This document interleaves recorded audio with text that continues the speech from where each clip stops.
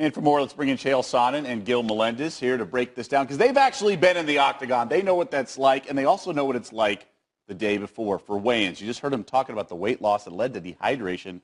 What happened? Yeah, this is a really shocking. I don't want to kick anybody while they're down, but to speak on what happened here, look, this was a lack of discipline. We know Khabib can make the weight because he's done it 23 other times. He knew about this fight. This was not a short notice situation. So what went wrong in the weight cut? I don't know. Doug, I will tell you this, and I think this is a credit to Khabib. He pushed it to the very end. He pushed his limit so much that he ended up in the hospital. The commission, in conjunction with the UFC, actually pulled this fight. He did not call up and say, I'm out. But at the same time, he didn't start quick enough. You know, I feel for Khabib.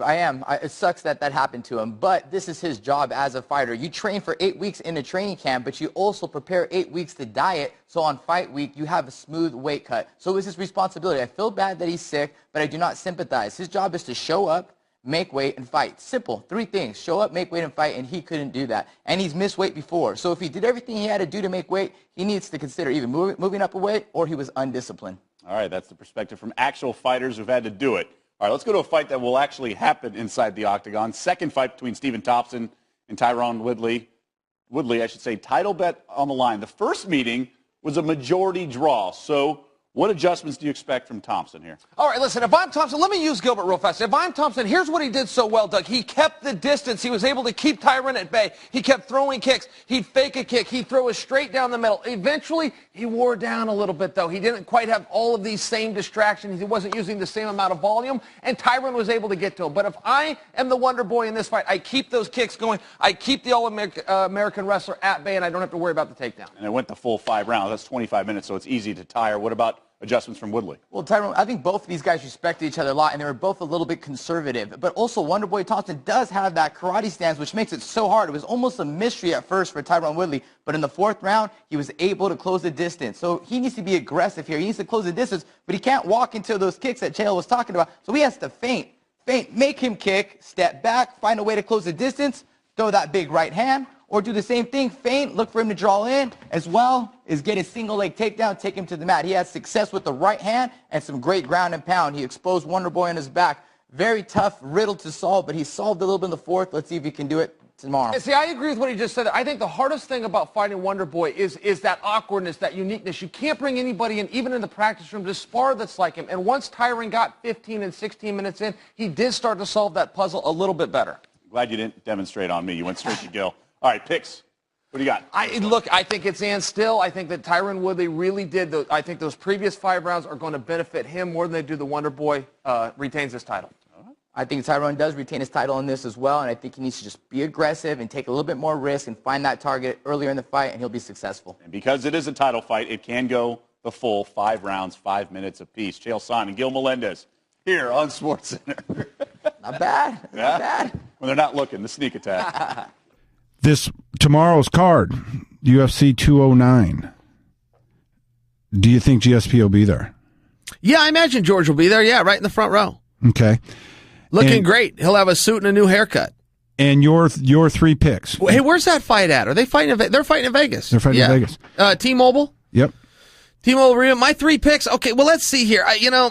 The Wonder Boy fight is really hard because Wonder Boy is really hard. That's a weird style, and I can go back to my time when Machida was making his run through it. The biggest problem with Machida, and I had 2 teammates fight him, in Dan Henderson and Randy Couture, and the biggest problem with Machida is you get 1 crack at him.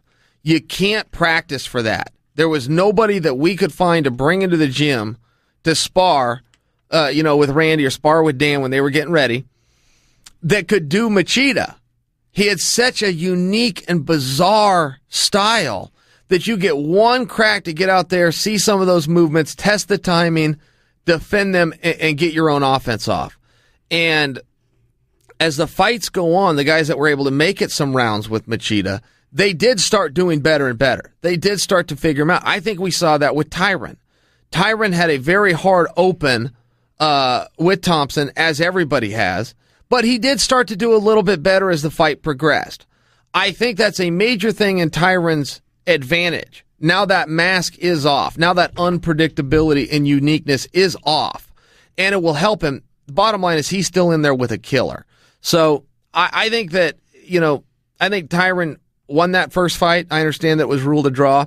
Tyron brings up the point, well, I knocked him down 4 times. He brings that up in every interview he does. But he's right. That's fair. He did knock him down 4 times, and he did it later in the round. I think that was the 4th round. So we did start to feel him and start to find his timing and range. I think that's going to help Tyron a lot. Who wins that fight? I don't know if I'm ready to make a prediction. If you're going to hold my feet to it, I'm going to go with Tyron.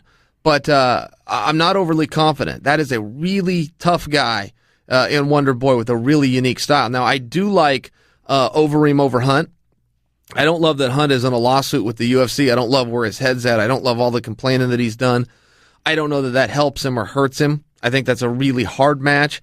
I think Hunt is going to be able to stay focused longer than Overeem. Overeem loses his focus a little bit. He comes out on a sprint. But overall, Overeem's just got more tools, in my opinion. I also like the Rashad fight versus Kelly. That's not getting any kind of attention. There's another fight on the card. What one am I missing? Khabib versus Ferguson. Oh, gosh, of course. Interesting fight. I've been on the Ferguson bandwagon before anybody else was because I was in the room with him at the Reign Training Center. I got to see him on a daily basis. And I saw how good he was. I watched him wear out some big names, some UFC stars. He wore them out. They could not keep up. They had to go sit down and could not finish workouts. And Ferguson standing in the middle waiting for somebody else to come in. Khabib is a whole nother deal because he's a one-dimensional guy, but he does that dimension better than anybody. And if Khabib can get on top, he can cause some problems. But Ferguson does have some very unique jiu-jitsu with that 10th planet system.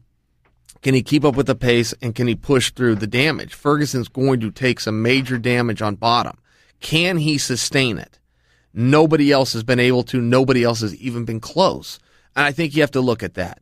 Khabib has one big problem when he fights, and it's with his left hand. He puts his left hand in the wrong position, and it's about 1 inch underneath his chin. And if you're coming in from that left side, you've got a wide open target, which if Khabib ever meets with Conor, you better believe, because if Conor can do anything, he can game plan.